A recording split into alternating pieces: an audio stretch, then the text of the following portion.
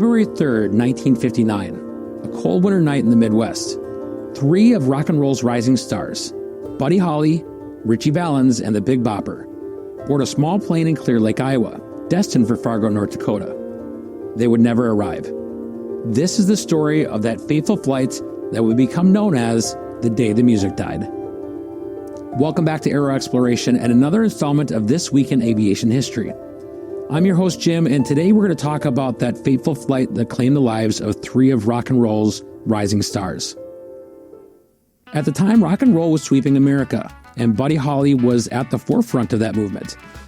In early 1959, he embarked on what was called the Winter Dance Party Tour, a grueling 24-day trek across the Midwest, along with Ritchie Valens and the Big Bopper and other musicians. But there was a problem with this tour. The tour schedule was brutal. Some called it the Tour from Hell. Now, instead of moving in a logical circuit through the different tour stops, the bands would zigzag across the Midwest, covering hundreds of miles each night in sub-zero temperatures. The musicians were forced to ride in fairly run-down buses with broken heaters, leading to exhaustion, illness, and even frostbite in one of the band members. By the time they had reached the stop in Clear Lake, Iowa on February 2nd, Buddy Holly had had enough. He decided that they would charter a plane to their next stop in Moorhead, Minnesota, by flying into nearby Fargo, North Dakota. This was to avoid another brutal bus ride, get some much-needed rest, and help them be a little bit more refreshed on the tour.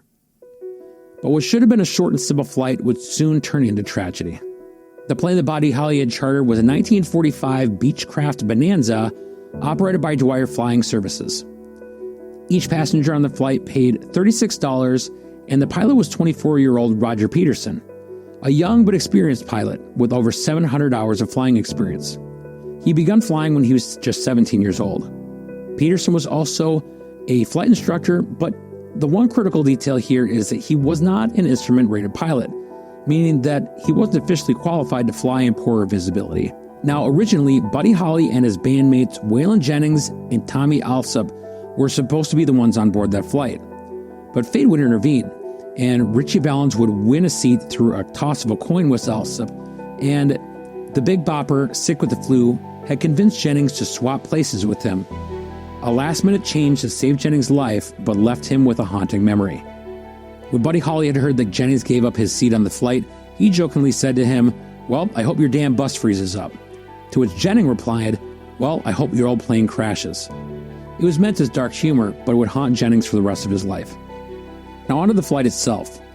The flight was scheduled for takeoff at nearly 1 a.m. from the Mason City Municipal Airport. Now Roger Peterson was diligent in checking the weather throughout the evening. While his initial report suggested manageable flying conditions, a critical piece of information was missing.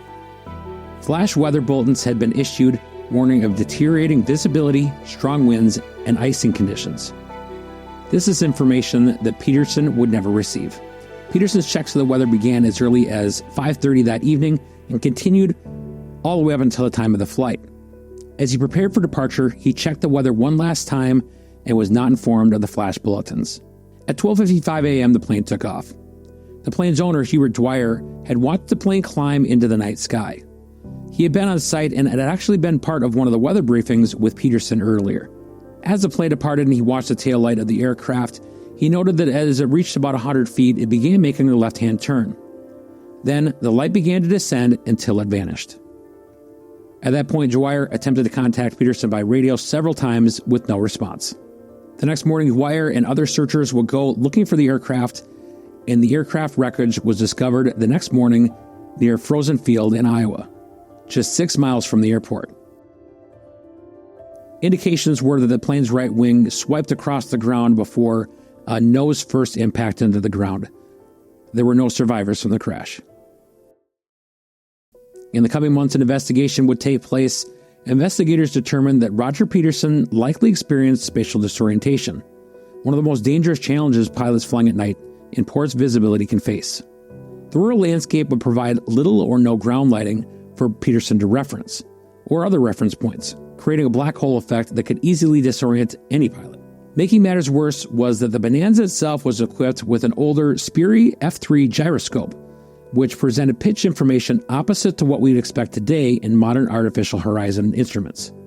Peterson was trained with the more modern artificial horizon, meaning when he flew this plane, everything was backwards as he looked at the older instrument. So as he thought he was climbing, he was actually descending. Other accidents involving spatial disorientation have echoed throughout aviation history, including the crash that claimed the life of John F. Kennedy Jr. in 1999. Night flying in low visibility conditions without proper instrument training is a dangerous combination, and this crash serves as a sobering lesson for all pilots. While February 3rd would mark a tragic loss for the musical world, the legacies of Buddy Holly, Ritchie Valens, and the Big Bopper live on. Their music continues to inspire generations, and their untimely passing changed the industry forever. Don McLean immortalized this day in his classic song American Pie, calling it the day the music died. But their influence didn't die that night, it only grew stronger. Today, musicians and fans alike still gather at the Surf Ballroom in Clear Lake, Iowa, to pay tribute to the stars lost that night. As a pilot myself, I can tell you that flying at night without a clear visual horizon or reference is one of the most challenging experiences that you can have, and is very disorienting. It takes skill, training, and experience to trust your instruments completely and to know when to turn to your instruments as opposed to still trying to fly visually. This tragedy reminds us of the importance of situational awareness, understanding our equipment, and knowing our own limitations.